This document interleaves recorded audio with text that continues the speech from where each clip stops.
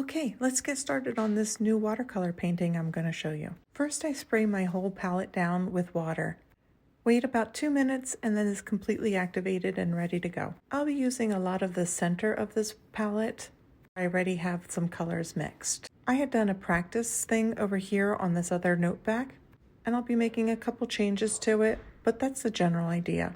Using a flat brush and clean water, I'm painting clean water on my new paper. Not in any particular place, and certainly not filling the whole page, just in the center, kind of from the bottom left to the top right. Then again, using that paint that you saw from the center of my palette, I'm using that area because it has much less pigment in there and more water, so that I have a much more diluted and soft color. When I had done my sample, I felt like the background was a little too bold, and I wanted to make it a little bit softer. I had decided that my color for my background would be in the shades of pink and purple, orange, and a touch of blue for some anchoring of the base of the painting. I'm not putting any of these colors in any particular shape or size, location. I'm just kind of dabbing it in here and there.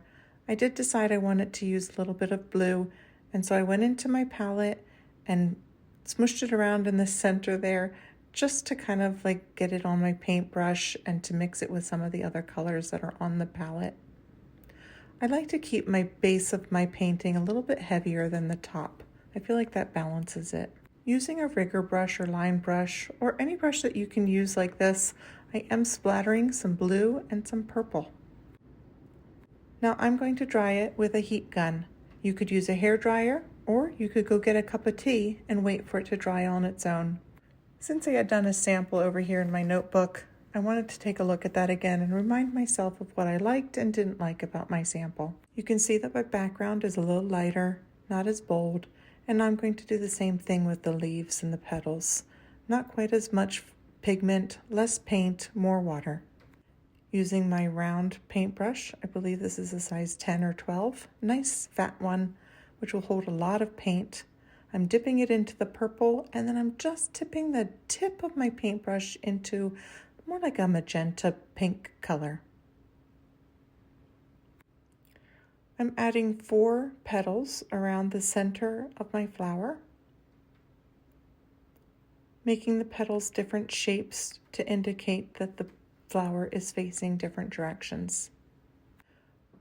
When these petals have dried a little bit, I'll come in with a center and add some yellow and some orange into the center of the flowers.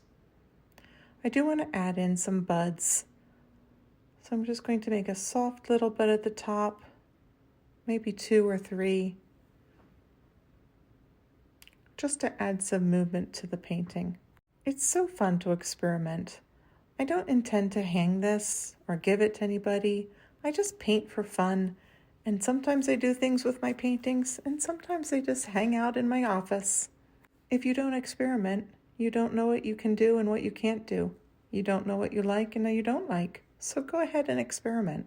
Using that really nice fine rigger brush that I have in my set, I did decide to make some stems.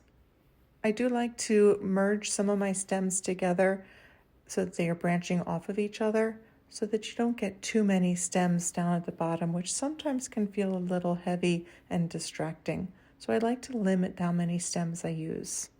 Now I'm using a dagger brush, which is shaped like a knife. It has a nice angled edge to it, and I can make some really beautiful leaves with it. This is definitely a brush that you need to practice with, and you may not get it right away, but keep trying it. Practice all you can, see what different shapes you can make with these leaves. But you could use just a round brush and that would make beautiful leaves as well. You don't have to have every paintbrush, but it is fun to have a lot of different paintbrushes to experiment with. We're getting close to being done with this painting. I had a really fun time visiting with you and showing you the beginning, my practice, and then moving on to a finished product. Using a small paintbrush here, I dipped into some yellow, and then I'm going to go back into some orange and add in just a little bit of depth of orange also, so that you almost have like a little highlight. You could have added the center while the purple was still wet, and it would have nicely bled. I hope you've enjoyed this painting and that you follow me for more details. I'm going to clean up this palette and get ready for a new painting.